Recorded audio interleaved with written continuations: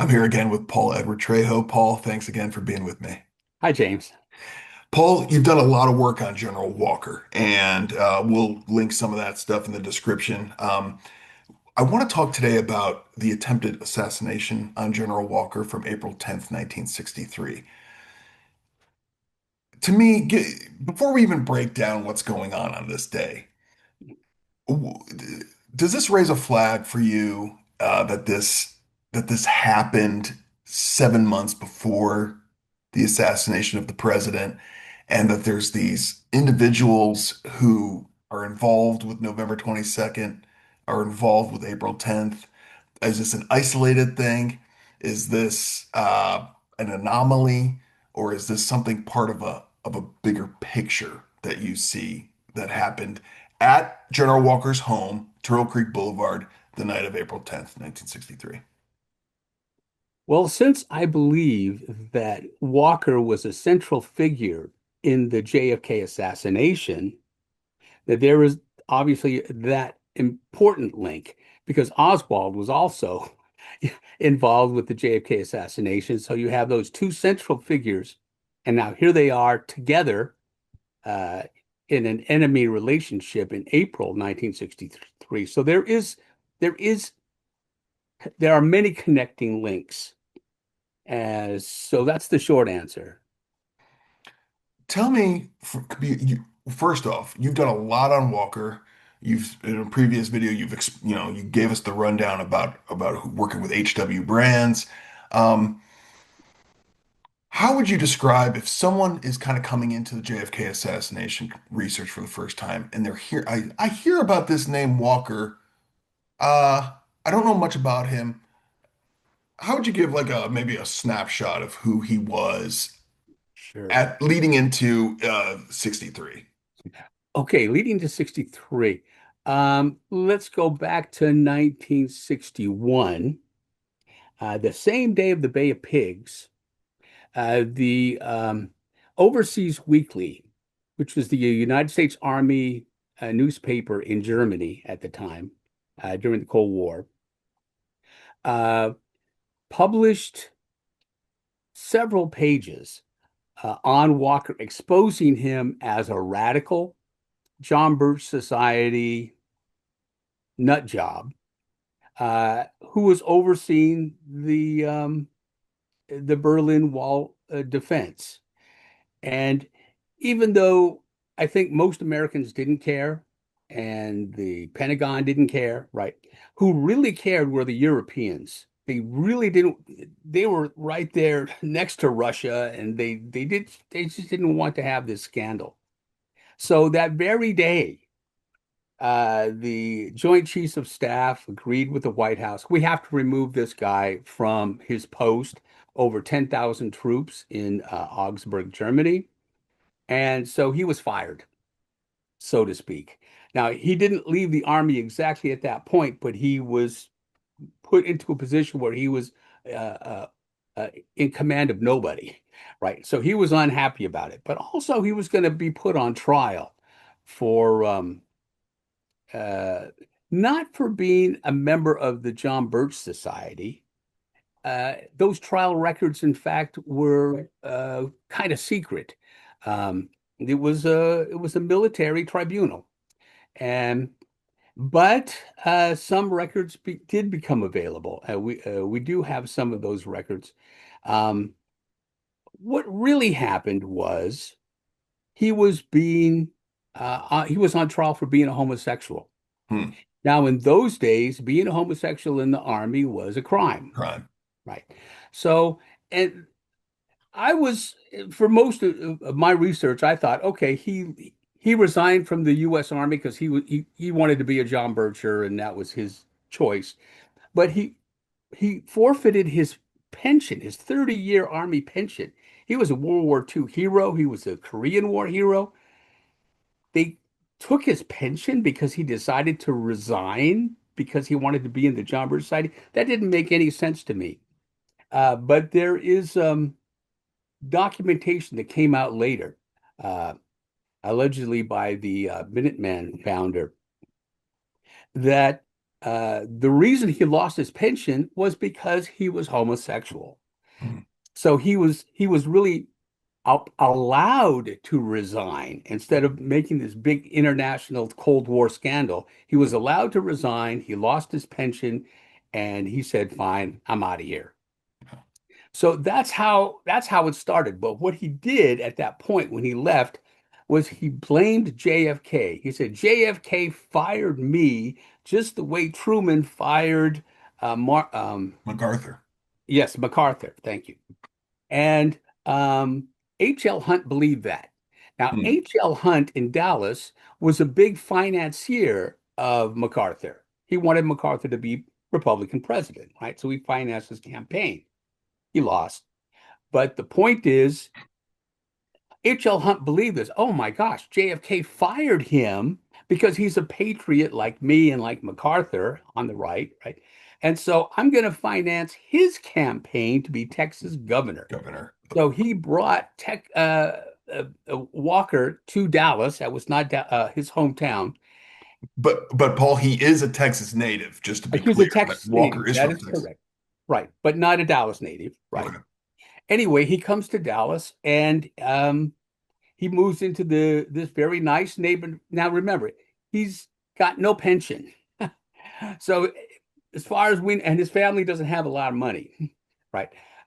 So as far as I know, he's penniless, but he moves into this nice two-story house on Turtle Creek Boulevard where H.L. Hunt's family resided, right? His long lost relatives and so forth. So anyway, there he is, and he runs for governor of Texas, and he loses. By a Miserably, we should say. landslide. It wasn't Yeah, even close, right, Paul? It wasn't even a close up. yeah. They were. I think there were four people running. He came in last. Okay, so uh, that would have been the end of it, I guess. But then what happened later in 1962? So that was the election of 1962. What happened later in 1962 was this is where the trouble begins and why he's becoming important to JFK. There was the Ole Miss University episode.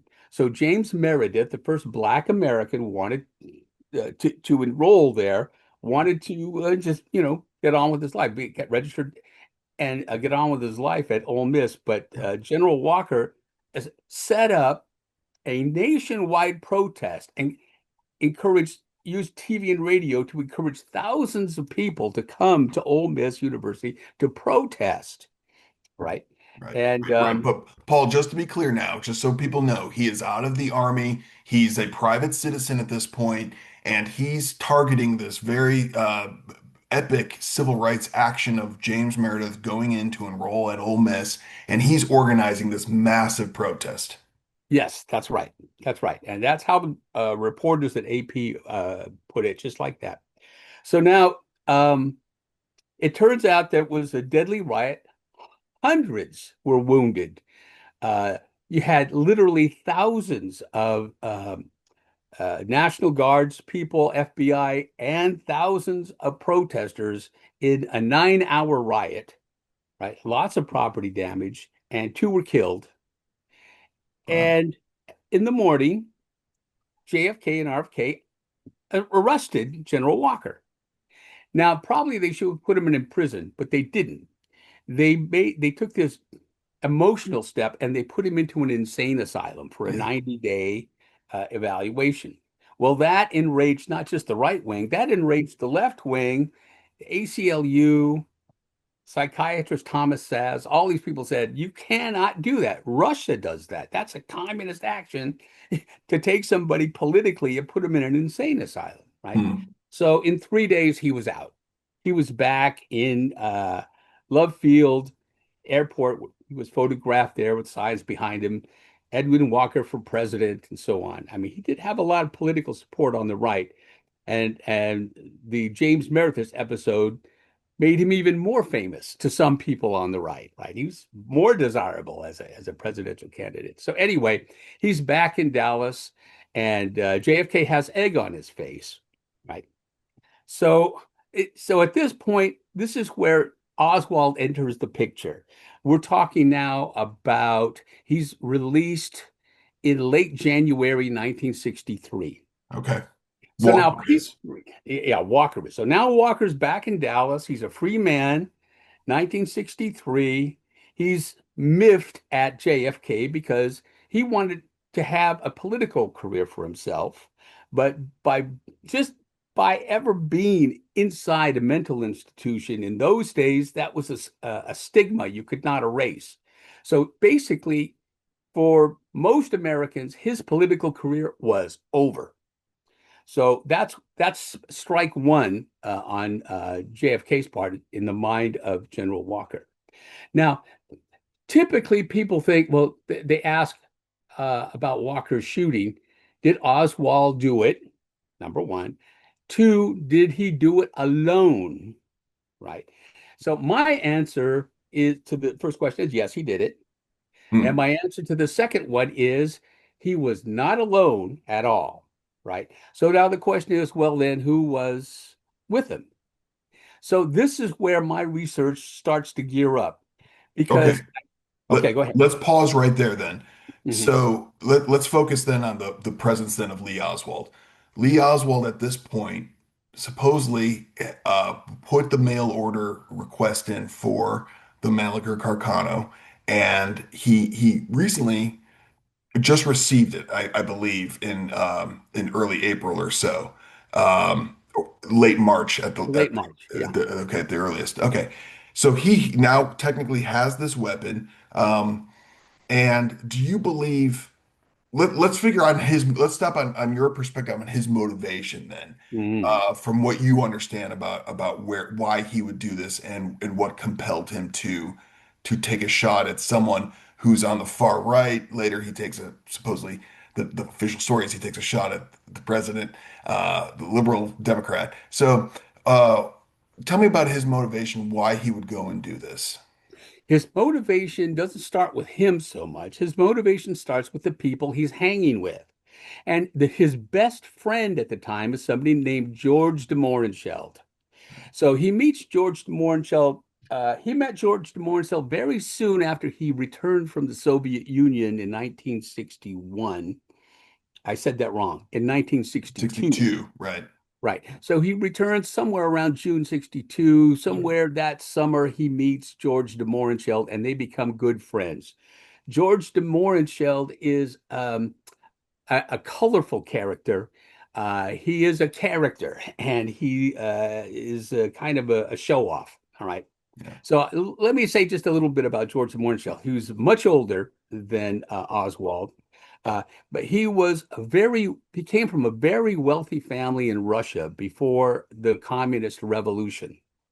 And his family lost everything they had to the communists during the revolution.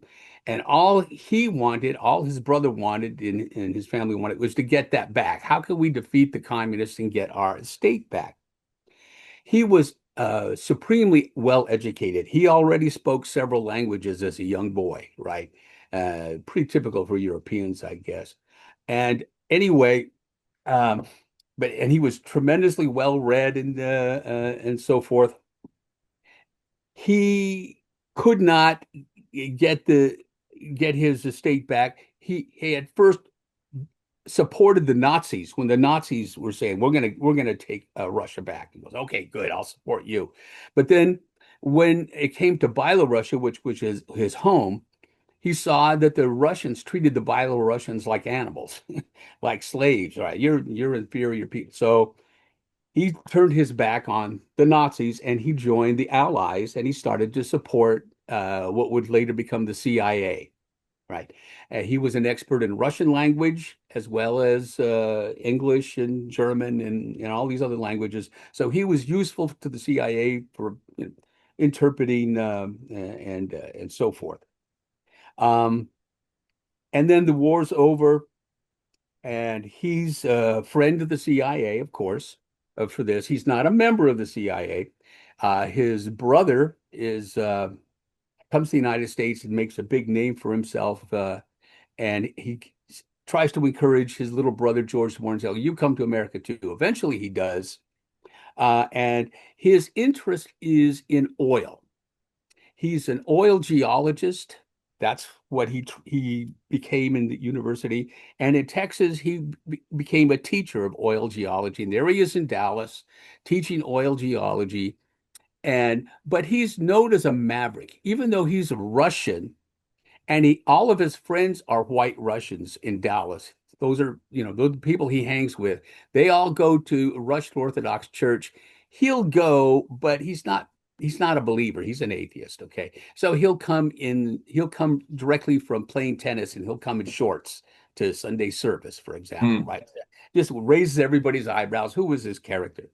He was also he liked to flaunt his intelligence and so forth. And he started a club there in Dallas for political meetings and for social meetings.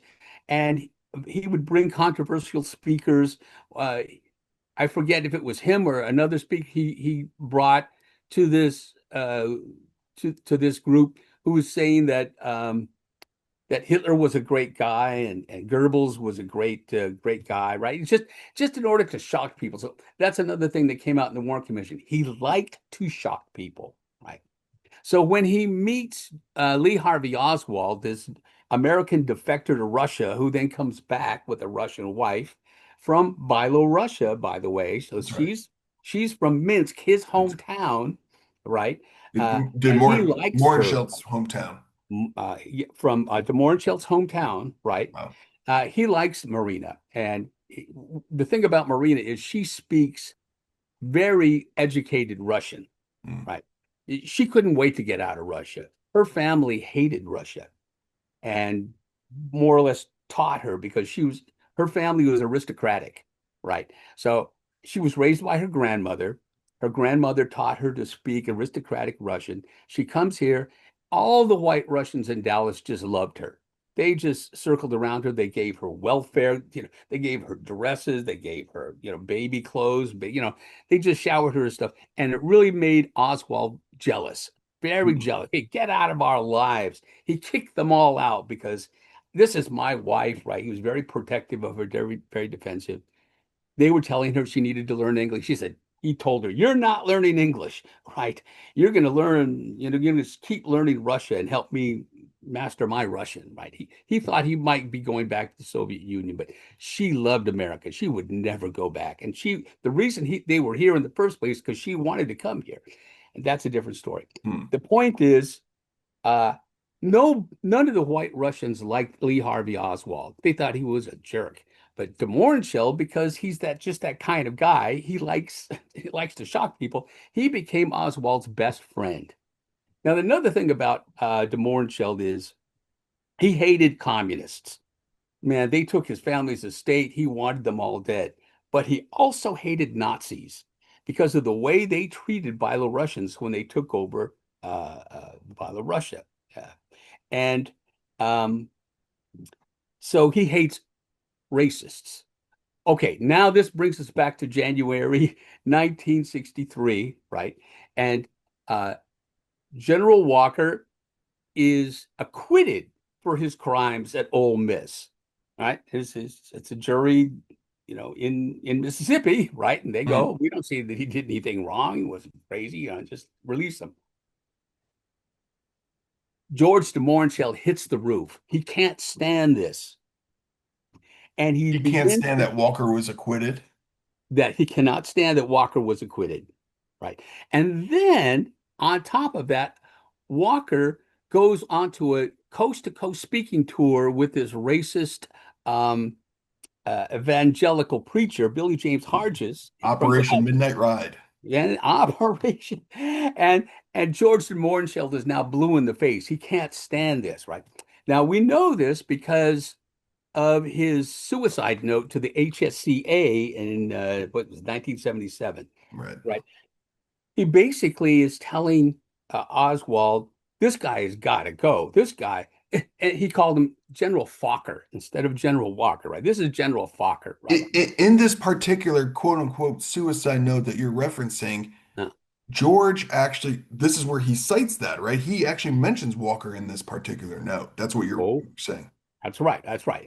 He's talking about how bad Walker. And by the way, in the his Warren Commission testimony, he also talks about Walker, and he talks about this same incident, about this whole point.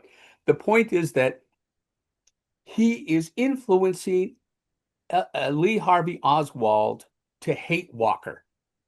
Now, at this point, Lee Harvey Oswald doesn't actually hate Walker. He's a Marine, and at this point, we know this from Volkmar Schmidt, also mentioned in his suicide note. Okay. Um, Volkmar Schmidt. Oh, so let me take a little steps back.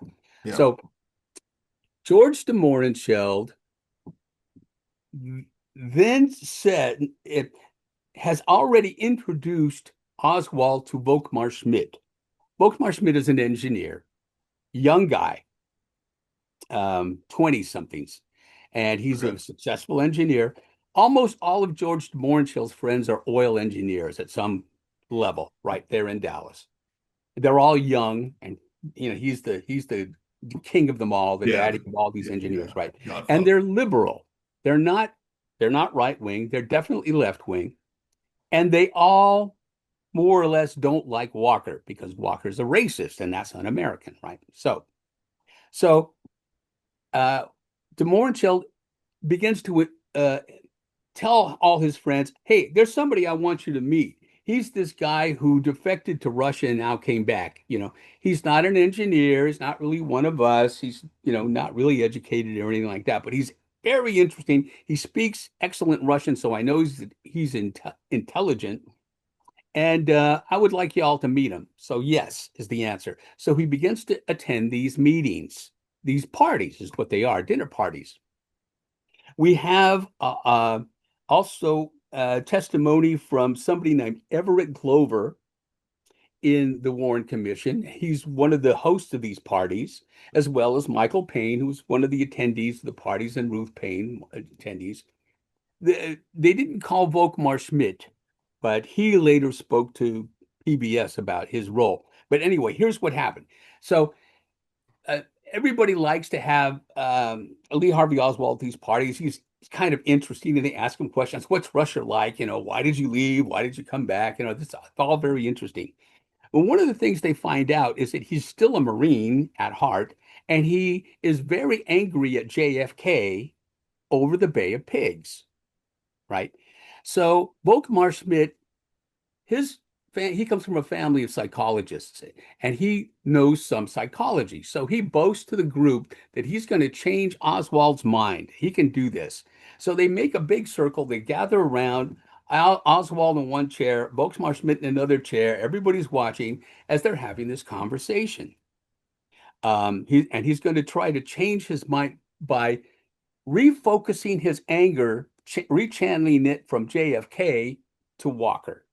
That's his psychology. And what he tells them at this point is if somebody had killed Hitler before the Second World War, think of all the great things that would have done for the world, right? That's the same with General Walker. And that's the long and short of the full hour or more that he tried to not brainwash, but basically convince Oswald that Walker was an evil person. Do you So now think they were trying to convince him to actually assassinate him or to no, scare him? no, no, no. I don't think that they were trying to, but see, they didn't know Lee Harvey Oswald. Lee Harvey Oswald was an emotional person so I gather, very jealous that they were rich and he was poor and he couldn't keep a job. No. He just couldn't even hold a job. And he was, and he had a baby and a wife and a baby, and they're living on the graces, the good graces of the White Russians, basically. And it makes him very jealous. But anyway, um, he at this point, I'm losing the focus. Your question was about whether Well, no, no, yeah. So it was just to kind of actually get some notoriety more for Oswald then than to actually do Oh, damage to General Walker. yeah, no, no, they were not trying to motivate him to do anything. But they didn't understand that he was taking all this to heart. I mean, he said, first of all, maybe I can impress these people and maybe they can find me a good job somewhere. Maybe if I was their friend and they were my friend, maybe my life would be perfect again, right? I like George de Montchel. He likes me. Maybe they'll all be my friends. So that's, I think, part of his motivation. He now wants to impress them, right? But I don't think they have any idea of plotting a crime. Okay. But in his mind, it's, hey, I got I already have a rifle, right? Yeah. So these parties happen in February. So I think these parties happen about the time he's ordering his rifle, Right. probably before, right? Most likely before. And he's convinced by Volkmar Schmidt that he's got to kill Walker. Now, you can see this in YouTube. There was a PBS special called Who Was Lee Harvey Oswald? And it's at minute 34.30. And he talks for, it's a 2 hour special, minute 34.30. And he talks for 2.5 minutes. Volkmar Schmidt. Volkmar Schmidt. And he's basically telling the world what I'm telling you right now. Right. This is what I told him. I didn't want to kill anybody, but this is what Hmm. I told him. Right. Interesting. Yeah. So, Okay. Which is corroborated real quick. Let's just jump ahead to yeah. after the shooting of Walker. I believe it's the Orthodox Easter, because this is April, right? So it's springtime. Uh, Morshell comes over and he makes kind of a joke, seemingly, Uh, about basically you missed, right? And so do you think he knew that actually was Oswald doing it, or was it really just more of a joke? okay. It was neither, but both. Okay. Weird. Let me tell you what I think about that. So this was the Saturday. So the shooting happens on a Wednesday, and Saturday, he and his wife Jean said, "Did Oswald do it? Could it have been Oswald? We really worked them hard. Maybe we should figure this out. Let's go visit them now. It's maybe 10 o'clock at night." Yeah. What they do is they go by a drugstore and get an Easter bunny for the baby. They buy that. That's their pretext for coming at 10 o'clock at night, waking the Oswalds, getting them out of bed and saying, Happy Easter. We're here to celebrate Easter. Okay, they wake up and they give them a couple of Coca-Colas and they're sitting there talking, chatting a little bit. As de Mohrenschildt and Oswald are chatting in one room, Jean de Mohrenschildt gets Marina to show her apartment. Right? Let's see your apartment. Show me this room. Show me that room. Tell me what's in that closet. And there in that closet, there's a shotgun with a scope. And she's, screams, George, right? There's a shotgun here with a scope. And Kind of so, rude, don't you think? I mean, that's a little. well, it seemed to be, but this was Oswald's best friend, so he didn't suspect anything. He thought it was just accidental. And, oh no, no, no! I have a shot. I've always had a shotgun. It doesn't mean anything, right? Okay, and that's it. That moment, right? They said, okay, that's it. We got to go home now. It was nice to see you. Happy Easter. Bye bye. Kiss kiss. And then they left. By the way, they never saw the Oswalds again in their lives. But Wow. Really, four that days was the last uh in-person meeting. interaction. Yes, that was it. Wow. That was it. But that next Saturday, and we have this from Dick Russell. He wrote a book called The Man Who Knew Who Too knew too Much. much? Yep. Yeah. And so Dick Russell interviews a lot of people. He's a great book. He interviews two other Warren Commission witnesses, uh, Igor and Natasha Voshinin. They're the two white Russians there in Dallas that were best friends of de Mohrenschildt. And that Saturday, no, I said that wrong. Sunday now, because Saturday night he had visited the Oswalds. Right. Early the next Sunday morning, he goes to visit his friends, the Voshinas, they're early risers. Knocks on their back door and they let him in. He has coffee and everything, and he's agitated. What's wrong, George? Right? I'm pretty sure that Oswald was the one who shot at Walker. Now, this was, by the way, big news in Dallas that somebody had tried to shoot Walker. So it Yeah, was on the news let's be every day. clear. I believe Lee Oswald goes out the next morning, so this would be Thursday the 11th, and he's picking up all the newspapers, and it's front page coverage.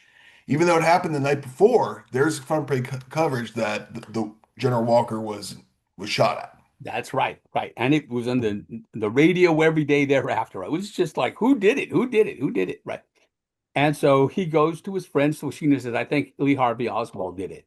So Natasha and Igor say, you got to call the FBI then right away. He says, no, I can't do that for a couple of reasons. One reason was this is his friend. That's the reason he gave. Another reason was he was getting ready to go to Haiti for a big business deal. It was the biggest business deal of his life to oil exploration there, right? Right. So he didn't want to get caught up in some kind of legal mess before this. So he just said, no, I'm not going to do it. And then he left. Well, the minute he left, says Natasha Boshina, she picked up the phone and she called the FBI. And Wow. she said, I have information, good information, that Lee Harvey Oswald was the one who tried to kill General Walker. Wow. Now, interesting, we don't have any FBI records that she did that, but that's what she told Dick Russell. It's printed there, right? So here's my theory of what happened, because this is how I think it all comes to a head. Walker finds out that day from the FBI that Lee Harvey Oswald was his shooter. Okay, when you say though that day, what day are you talking about? That was Easter Sunday, 4 days after the shooting, Okay. right? And the reason I say that is because in 1975, Walker writes to Senator Frank Church of the Church Committee, Committee. right? So this is before the HSCA, Right. comes out. Church Committee is trying to figure out, who shot JFK and so on. Was there a conspiracy? And General Walker writes to him and he says, uh, I know for a fact that it was that Lee Harvey Oswald. Oswald Yeah. was the one who tried to shoot at me. And I found this out days after the shooting. So it's kind of interesting that he would say this in the first place because he told the Warren Commission, what was it, so many years, 15 years earlier, I never heard of Lee Harvey Oswald until the assassination. Right. I mean, he says that several times, right? And So, now, so now, just to give people context here about what you're saying is kind of intriguing because, you know, nobody knew that Oswald was supposedly involved in the Walker attempt until after the assassination of JFK, thanks to a German newspaper. We don't need to get into all of that right now, but and Marina corroborated that only after the fact. So for months, we supposedly don't know who was the one who took the shot at Oswald. You're saying though that actually Walker revealed that he knew who it was very early on. yeah, Uh, days later. days later. Yeah. I don't want to interrupt your thought, but I think it's important too, and I learned this from you. Was Oswald picked up the night of the shooting? I doubt that. I No, he sincerely wasn't. doubt it. That part I think was rumor. It Okay. was rumor would have been started by that German newspaper, right? He Okay. was picked up and then let loose by none other than RFK, Robert Kennedy, right?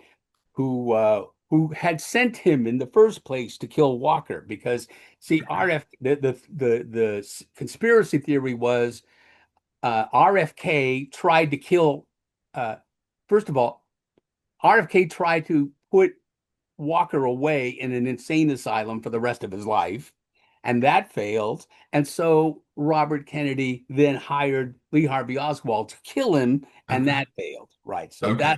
that's Okay. how the Okay. paranoia. in Walker's mind begins to grow. And I believe that Walker believed it. Okay, do you so I just want to say, so when Walker says I know who was involved days later, do you Mhm. believe he actually did know that at that time, Oh April yeah. 15th or so? Yeah, I absolutely know.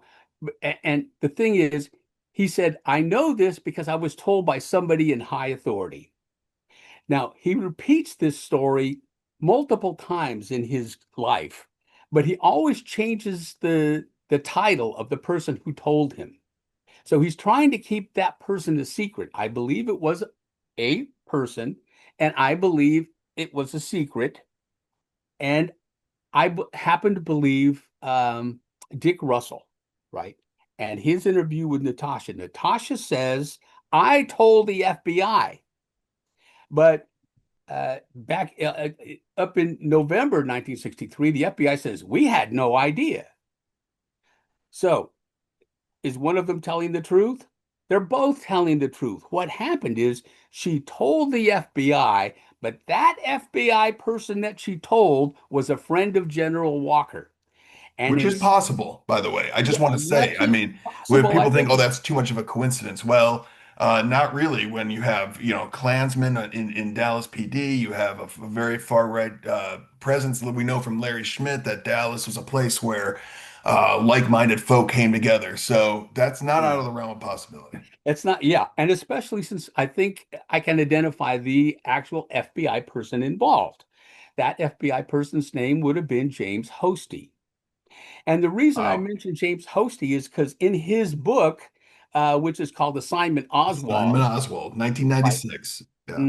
Yeah. Yeah. Page 4, he says, my responsibility, my assignment in Dallas was to keep an eye on General Walker and his Minutemen. That was his job. Okay. He didn't have the assignment of Oswald. That was not his assignment. In fact, he asked for it and he was denied, right? His job was to keep track of Oswald. Now, Oswald's manager at that point, business manager, was Robert Allen Surrey. Walker's manager, right? Walker's a businessman. He had a company called American Eagle Publishing Company, and the manager of his company was Robert Allen Surrey, who was far right. In fact, he happened to be a member of the Nazi Party, right? Okay. We know this from his son, right? Wow. And so, in any case, Robert Allen Surrey, uh, let me see, I'm trying to put my thread Well, together again. Say it The again. I'll cue you. I mean, Surrey was on site when this happened, or was he supposedly called by Walker moments after? So you got to come down here. Someone just shot at me. Two stories. There's two stories on that. His son swears that his father was on site, and he says he was on site, and I know this because I was there too, right? And when his father gets in the car to go search for the shooter, he goes with his father to shoot. So that's what he says, and that's a YouTube video too that you can see. Um, in any case, so I forget why I brought up Surrey. What I was saying before that. So was I talking about the shooting? Yeah, Well, no, no, let's talk about what happened. no, no. Sure. The supposed incident is that Walker is dutifully doing his taxes. Hmm. I gotta say, well, let me just stop. I mean, this just doesn't seem, it does feel staged in some way. Ah, Now you take it from either from the perspective of maybe Oswald is sort of like motivated to do this in some way, not to actually shoot to kill, but to do something of notoriety. I mean, is that fair to say, or you? okay. So Jeff Caulfield and I kind of diverge on this particular point. I believe that George de Mohrenschildt is the brains behind this operation. I don't know if he was the driver, right? I have different suspects of who I think was the driver, but I believe somebody drove Oswald. He did not take the bus, right? He did not bury his rifle or anything. Anything he told Marina was a lie, right? Um, about the details. But George de Mohrenschildt is pushing Oswald to kill Walker and Oswald tries to kill Walker. It's not Wow. staged. It has nothing to do. There's it's not as see because people think that Walker had staged other false flag attempts. Correct. Famous for A this. kidnapping even. And yes, exactly. And he was a politician. He was trying to get elected. So there's no telling what you can do for public opinion, you know. But just my reading of it is Oswald tried to kill him, did miss, and uh, and he was trying to impress George de Morningeld. Okay. Uh, Now, so there's a shot that's taken. It just misses Walker. Supposedly, he grabs his own weapon and kind of does a runs out and kind of looks around, sort of Right, thing. But right. there's a witness, a young man, a boy, really, Kirk Coleman, who Yes. who has some great information about some movement that's happening. Do you want to take it from there? Yeah. Well, so Kirk Coleman, I kind of dismiss him, but I could be wrong about it, but I dismiss him because what he saw was he saw two men in the Mormon church behind the alley, behind his home and behind Walker's home, two men running into a car. And before they got in the car, one of the men threw something in the back seat and then they sped off. Right. Now, I don't doubt that he said that, that he saw that. I believe he saw that. But the thing is, there were just some shots that had just occurred, right? There was a gunshot. So if there were two Mormons coming out of service Which or was coming going out on of that night. church, It's a Wednesday night. that's true, but churches are busy with, adult meetings and various Yeah. meetings of all kinds. So it could have been anything. But there is activity going on at the Mormon Yes, church exactly. that So it night. just could have been a couple of Mormons trying to Right. get away from the gunshots. Right. It might have been the shooters, but might not have been the shooters. It's extremely unclear. Um, but in Walker's mind, what he writes several times after that point is that he's sure that there's two shooters.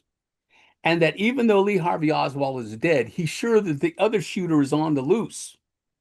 And it's up for the CIA or the Dallas police or the FBI or somebody has got to find that other shooter who is on the loose and trying to kill him.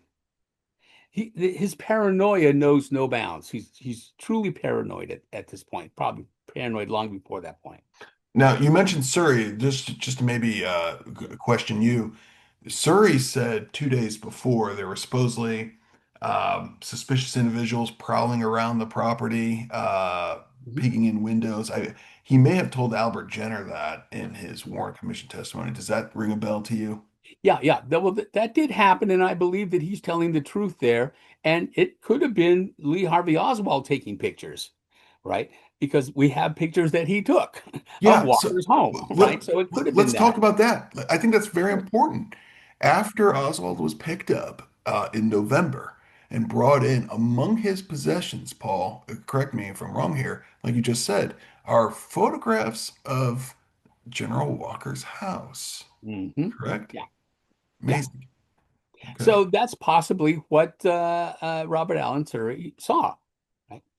Um, so I had mentioned that Surrey was a Nazi for some reason, and I'm trying to recall exactly what relevance that was, but it'll come back to me.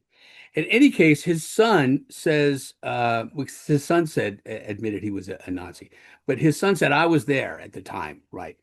Uh, but I don't think that we have enough information to come to any solid conclusions of what happened that night, except that Lee Harvey Oswald was the shooter. Paul, so just to be clear then, you don't see a collusion effort then, and viewers are probably saying, of course not. This is what he's been saying this whole time. But there's no collusion kind of effort between Lee and General Walker, as in being in cahoots at this point.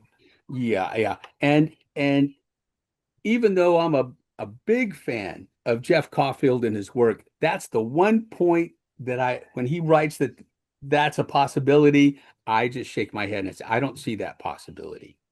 Okay. Wow. Yeah. Um, to me, George de Mohrenschildt, Everett Glover, Michael Payne, and Volkmar Schmidt explain it better than anybody else. These are Oswald's contacts. Oswald never acted alone, even though he told Marina continually that he's acting alone. He's taking the bus everywhere. He has drivers all the time. He has drivers to Mexico. He had drivers to his To his rooming work. house after the assassination. Go ahead. I was going to say to his work. I mean, Oh, yeah, Bill and to his Frazier, work. you're right. I mean, he's Yeah, relying on everybody. yeah, yeah. He's pretty much an expert at getting rides. Uh, yeah, yeah. He doesn't drive himself, so he gets rides, and so he had a driver. Um, and so yeah, I don't see any collusion at all Who between Walker and Oswald. who then, in your mind, in your opinion, in your theory, would have driven him then that night? There's four people that come up. One of them is Michael Payne himself. Michael Payne was very careful to avoid saying anything about Walker. Even when he was asked, is like he'll give a two-word answer and then change the subject, right? But he did admit a little bit that, oh, I thought that Walker was unfortunate in his thoughts, right? He would say something like that, right?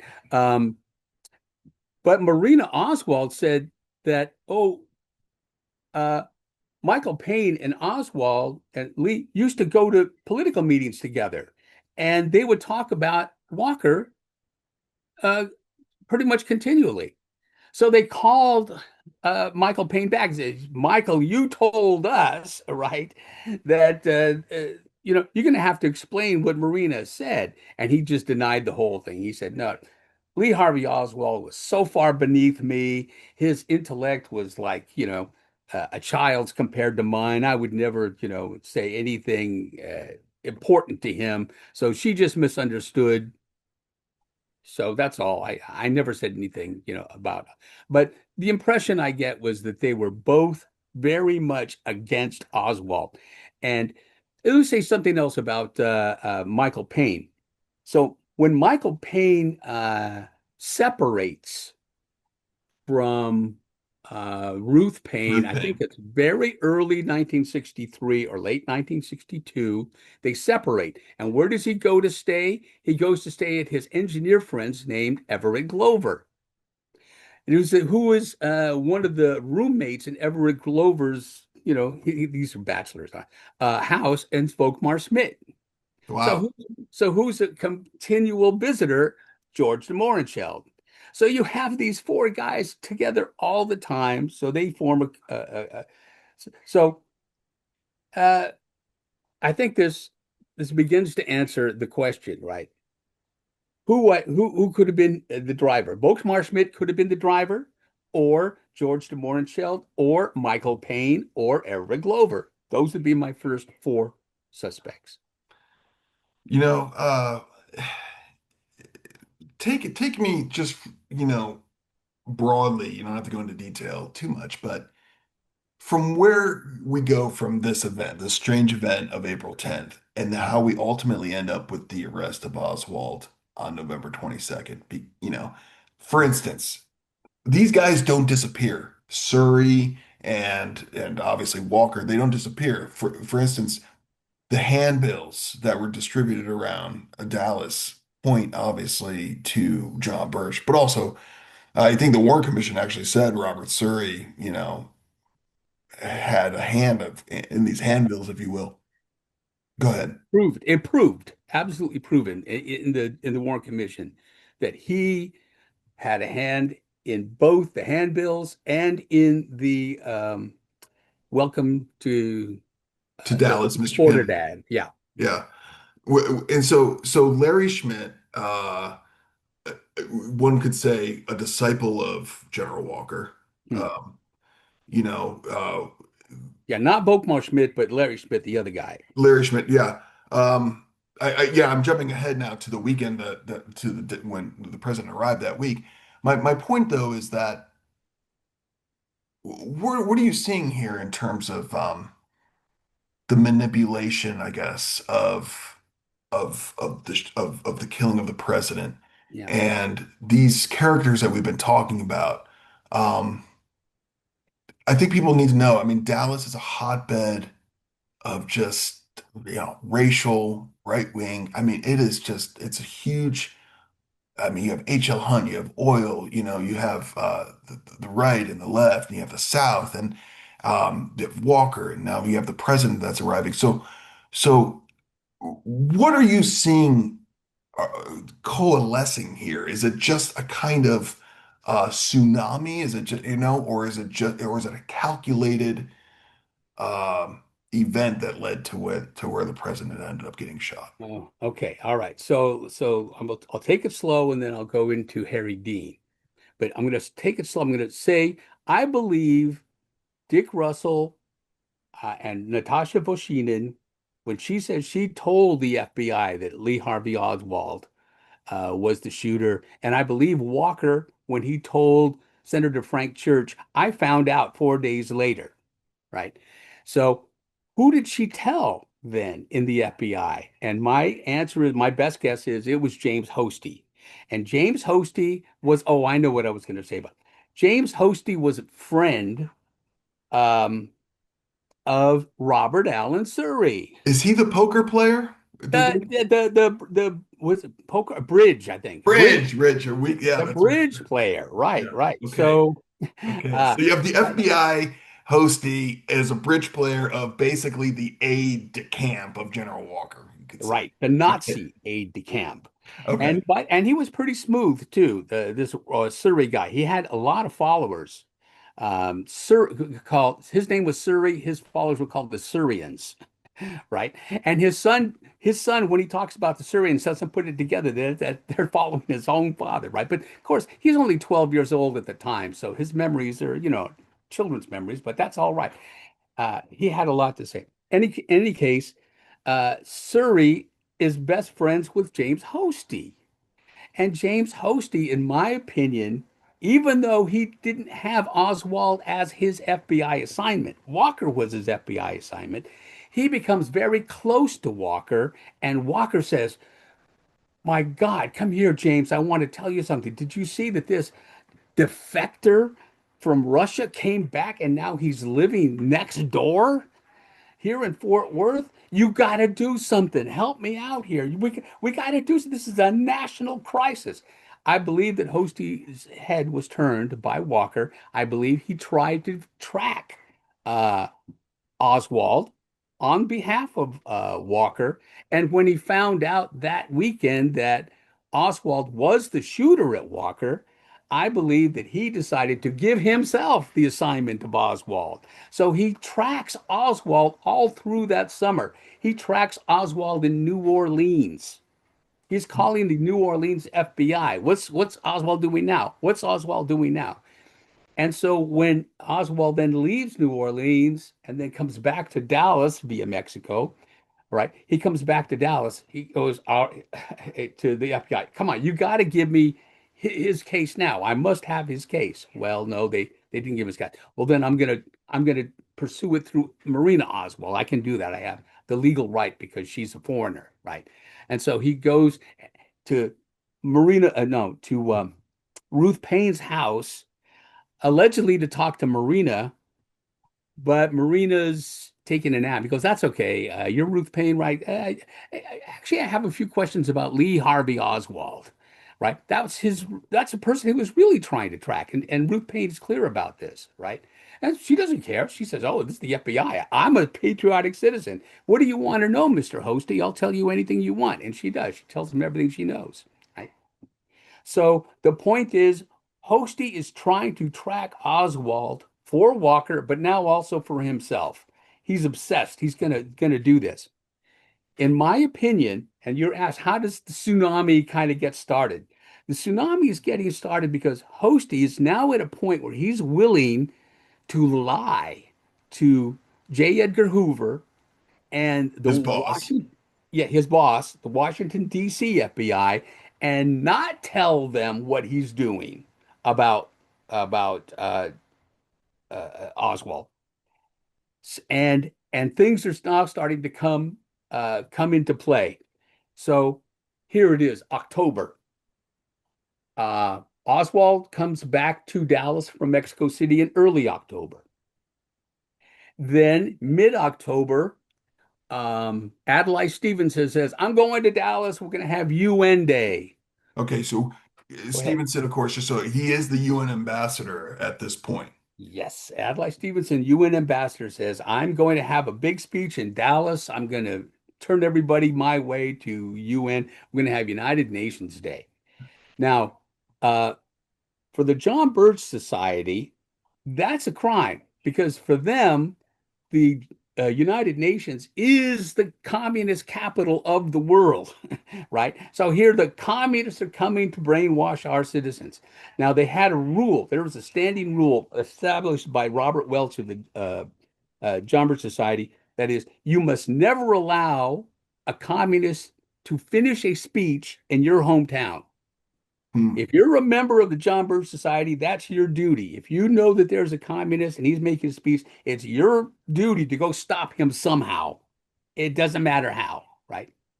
So now we know that the head of the UN is coming to Dallas. What does General Walker do? He organizes something called UN Day. US Day. US Yes, Day. you got that Yeah, right. Yeah, yeah, yeah, it's US Day to oppose UN Day. right. And he hosted at the exact same uh, venue, the Dallas Memorial Auditorium, exactly the day before. Right. And he Stevenson's and uh, right. And so president. Yeah. and he's gathering all his people there on US Day. And he's got a parade on the outside, and then on the inside he has a party to booby trap the auditorium, right? And to give instructions to the people who are supposed to come the next night and just basically make a ruckus, bring party noisemakers, stand up on their chair, make speeches, right? Scream, yell, anything they do to disrupt, to make sure, just to follow the John Birch Society rule. We must not allow him to finish his speech, no matter what, right? And so those were the rules. One of the things, and Larry Schmidt was there at that time.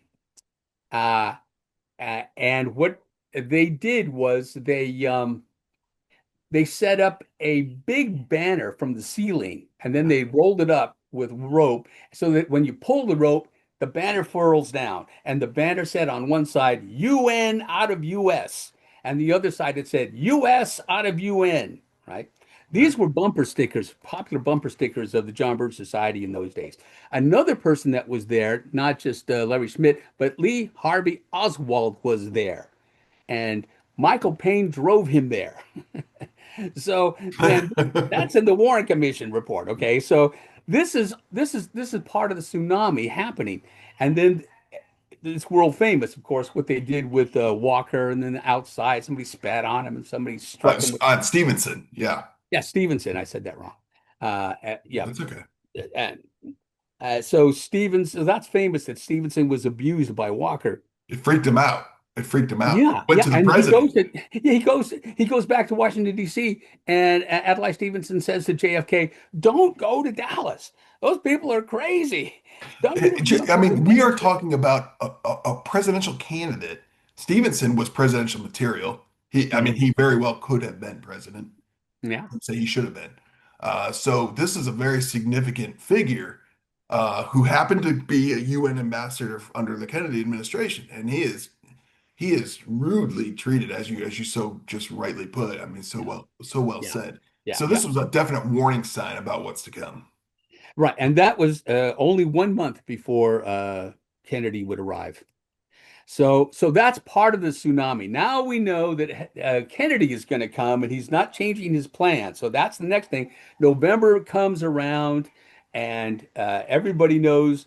And so now this is where the evil truly begins. This is where the plotting begins, right? Uh, so when I'm going to talk about Harry Dean briefly.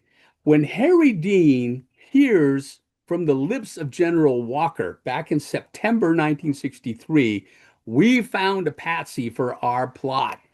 This guy's a member of the Fair Play for Cuba Committee. He's a communist. He's a supporter. And Harry Dean goes, well, I have to agree with this. I know the Fair Play for Cuba Committee because I myself was a secretary when I supported Castro, right? Back in 1960, right? So I know that they're dangerous now. I know the FPCC is armed and dangerous. So I can't object to this. If we're gonna make him a patsy, then so be it. Right. So this was in September. Walker did not expect or know that Kennedy was coming to Dallas at that point. He was only trying to identify what patsy they were going to use, whatever they happened to kill Kennedy, right? They were going to nail this guy as their patsy. Anyway, but anyway, November 1st comes around. Everybody now knows it's going to be in Dallas, right? This is, I guess, where part of the luck comes in for Walker. There's Oswald already in Dallas as November comes around. So, now we've got something. He's got Hosty. Well, Hosty is willing to lie to the FBI and say, there's no criminals here, nobody to worry about.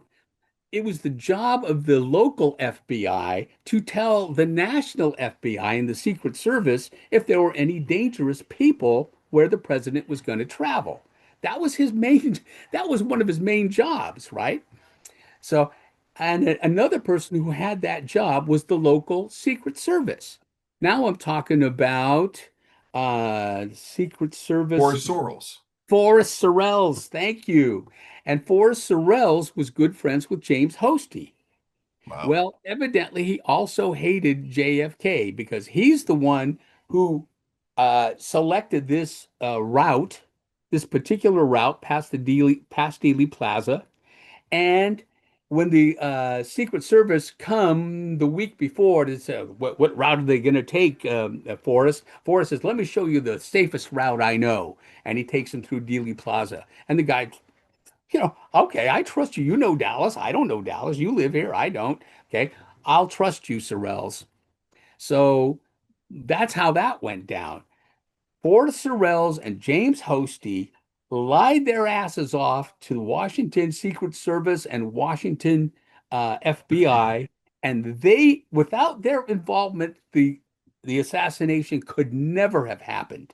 But Wow. once they were involved, once they had controlled what the Washington authorities were able to see and able to figure out, then the rest of it was clear. They gave General Walker the go ahead. You go ahead. The next this is now speculation on my part. The next Minutemen meeting that occurred, General Walker got a hold of his best shooters, some of them who happened to belong to the Dallas police and deputies, right? So they would have had uniforms and they would have had access to Dealey Plaza carte blanche. And he gave them instructions on what they were supposed to do. And they worked out all the details. And I think that's what happened. Tell me then where Roscoe White fits in your opinion. Roscoe White had just become a policeman.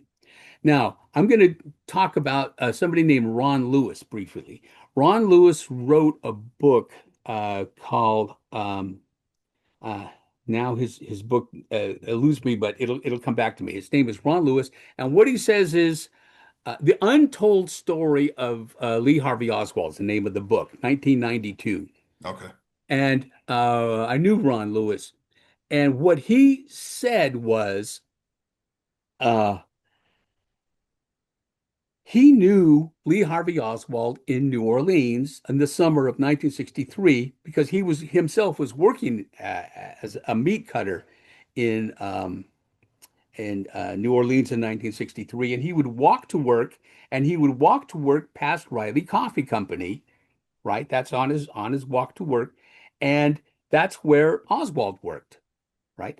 And so they kind of met, and Oswald at that point was pretending to be uh, a Fidel Castro follower. Fair Play for Cuba Committee. Well, that was interesting because uh, Ron Lewis was a supporter of Fidel Castro, so became friends, right? Um, One of the things that he wrote in his book was um, that Roscoe White came up during conversations with Lee Harvey Oswald. And he says, I'll never forget the name because for me, Roscoe was Roscoe the Rabbit, the cartoon, right? And he never knew when anybody else named Roscoe, right? And this guy's name was Roscoe. I went, ha ha ha, it's a funny name, isn't it, Lee? Right. But so Roscoe White was there involved with Guy Bannister, and he didn't know exactly why, but he knew that Guy Bannister was this kind of evil ogre, right? That's and anyway, he associates a Roscoe White. Now, at this time, summer 63, Roscoe White was not a uniformed police officer, right? But as the summer ends, as Oswald goes to Mexico City, at that time, Roscoe White goes to Dallas and enlists to be in the army. It's not the army, in the Dallas Dallas PD. police force, and he's accepted because he was in the military. Right. And it was very easy. If you were in the military, you knew how to use a gun, you knew how to take orders, you were shoot into the police department. Right. So he was brought into the police department. And even though he was still in training, for some reason or other, he was still given a badge and a gun and a uniform. And that's what he had. Right. So uh, you're asking about where Roscoe White was on the day of the shooting. Is that? Well, would you say he, let's go back. I mean, do you Yeah. think there was any involvement White may have had on with the attempt on Walker? Yes, I'm this it's kind of rare and it's speculative, but here's the thing about so there's a guy, a photographic expert named Jack White. I don't know if he's a relative of Roscoe White, but he had family pictures of Roscoe White, Mm. right? And what he says is, here's the backyard photograph of Lee Harvey Oswald. And I want to point out that the chin is not Oswald's chin, right? It's Roscoe White's chin. And the neck is not Oswald's neck, it's Roscoe White's neck. And the shoulders are definitely his. And that lumpy right wrist, his right wrist had a lump on it. He said, that's Roscoe White's. And he said, you notice how he's kind of standing backwards, a kind of a backward leaning stance. That's how Roscoe White stood all the time. I'm not sure how Jack White knew all that, but he says that body that's a fake photograph, and Roscoe White's body is that guy. So now you have two theories. One of the theories is, well, he was a policeman and the police made the backyard photographs, later on, and so they To, used to implicate Oswald as to being, implicate he's Oswald, he's right? got the weapons, he's got this communist magazine, it's open and shut. Like, look at this Right, guy. exactly. But the thing is, we know that that's incorrect for two reasons. Number one, these backyard photographs keep on cropping up, right? And they keep on cropping up in places and in locations and time periods that were way before the JFK assassination. For one thing, Michael Payne admitted to Gus Russo, I think it was 1993. Gus Russo's book was Live by the sword. Live by the Sword. And he admits to him there, yeah, on April 2nd, when I went to go pick up Lee Harvey Oswald for dinner, he showed me his backyard photograph. And I saw him there with his gun and his communist magazines in his hand. And I didn't tell the Warren Commission because what they would have thought of me, right, if I saw him with a gun, right, that I was in cahoots. So I was going to say anything to them. So, so we know that the backyard photograph was much earlier. All right. Given that, right, then how is it that Roscoe White's neck and chin and the rest of his body were in that photograph back in April of 1963? So then you have to ask, well, did Lee Harvey Oswald know Roscoe White earlier that year? And the answer is yes, not just then, but he knew him in the Marines. They were in the Marines at the same time. They were at Sugi at the same time. They knew each other, right? I wish we had more information than that to go on, but that's something, right? They knew. So that's why Roscoe White is a possible suspect as a driver for me. As a driver on the night of the Walker Yeah, shooting. he has to be. And let's take what Jack White thinks further about Roscoe White. What do you Uh, think of what Jack White thinks Roscoe White, where he uh, was uh, on the 22nd? I, uh, Well, I, does I don't Jack know. White think well, Jack White is the originator of Oh, Badge Man, right? yeah, yeah. Oh, no. No. Okay, what Jack White thinks, I'm not exactly sure, but I believe that what he believes is that Roscoe White shot J.D. Tippit. Interesting. Yeah, In Oak Cliff, in about an Oak Cliff. hour after the president, Officer J.D. Tippit was shot down, and he And thinks Lee Harvey Oswald is standing right there, right? So how does see, here's the questions people ask us. How did Oswald get to Oak Cliff from his rooming house so soon? So he couldn't have walked there. He'd have to run there, right? But there's no report that he was, you know, out of out of breath. breath, and yeah. So one of the explanations, well, then somebody drove him. Well, who drove him? So we don't know, but it could have been Roscoe White. If Roscoe White really did shoot J.D. Tippit, then he was there, and then so he would have been there, and they both would have been there because Roscoe White drove.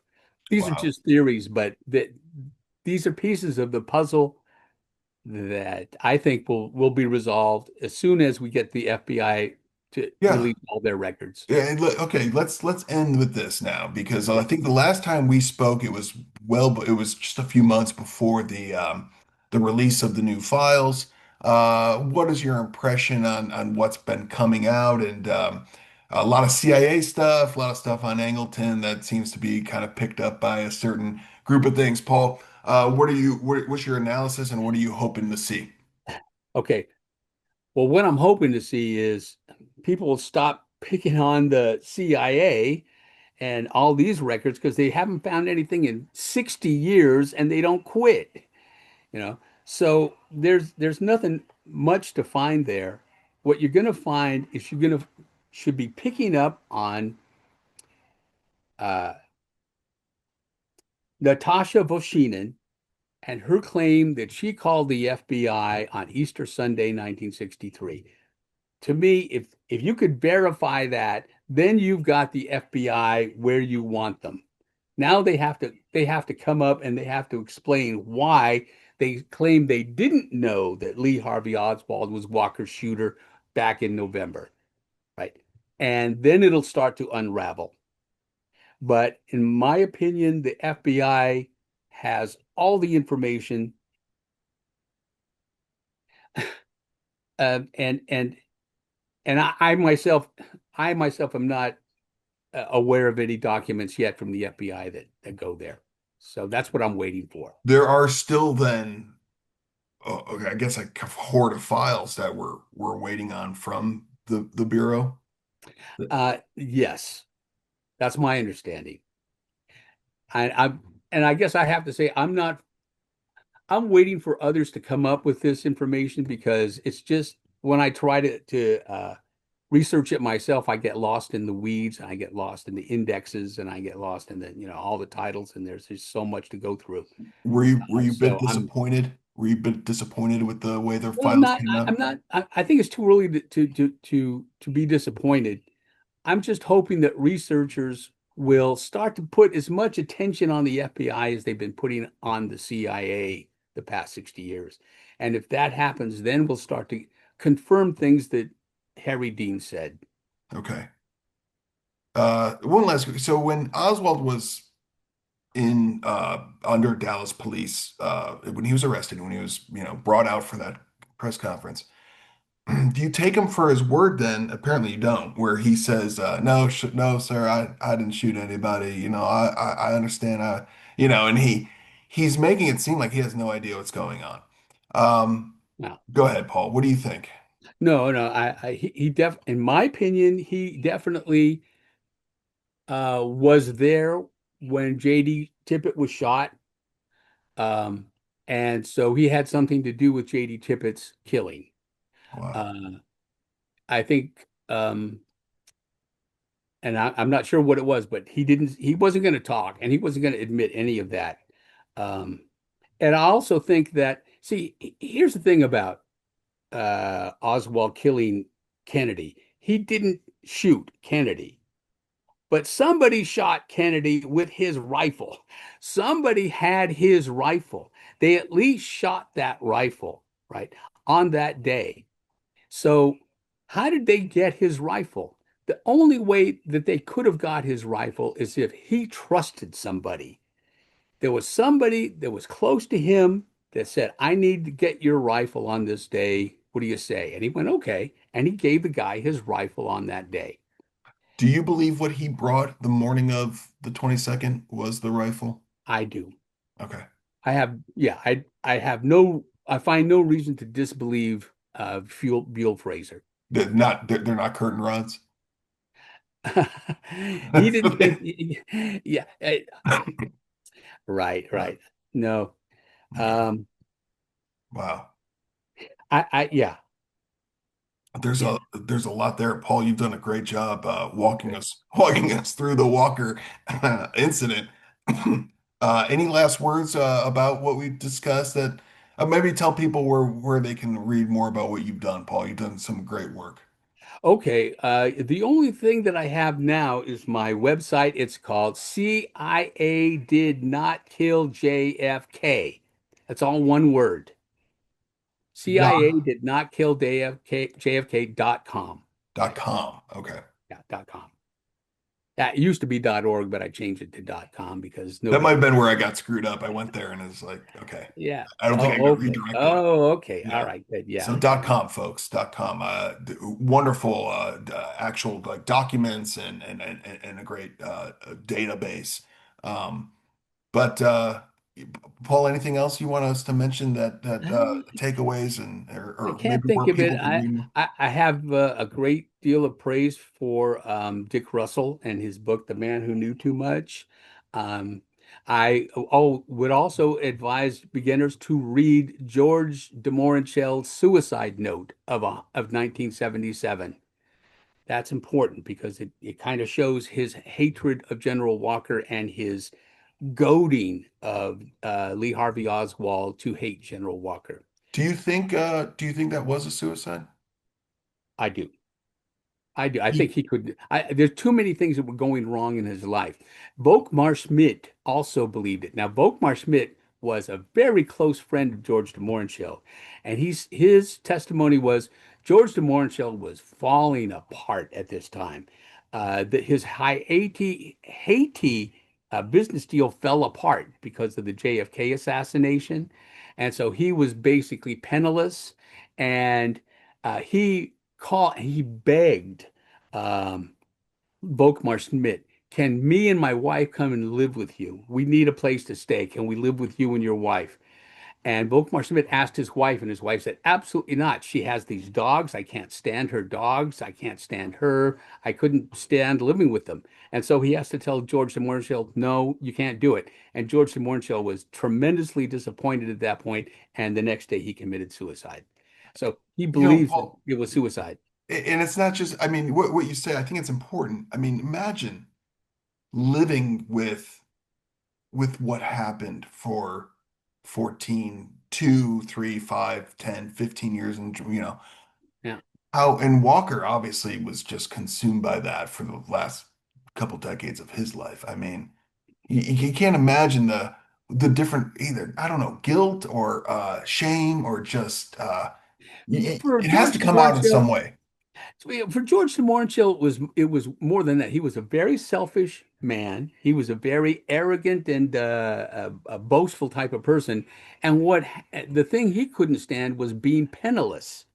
His main goal in life was to get his Russian estate back and become the multimillionaires that he was born to be. The Baron, right. Exactly. And now here he was with nothing, literally nothing. He was begging his friends for a place to stay, right? And even they didn't want him. And so I think that was what drove him to commit suicide. And by the way, did you ever he I think he unpublished manuscript, right, from Mohrenschildt's own hand. I'm on Oswald, right? Oh, I'm a that's patsy, the I'm a suicide. patsy, I'm a patsy. That is the suicide note. That is it. Okay, great. Is that on your website, Paul? That no, No, okay. no references to it are, but it's All not. right. No. So find that and wonderful. Paul, thanks a lot for joining me. My great pleasure. Thank you, James.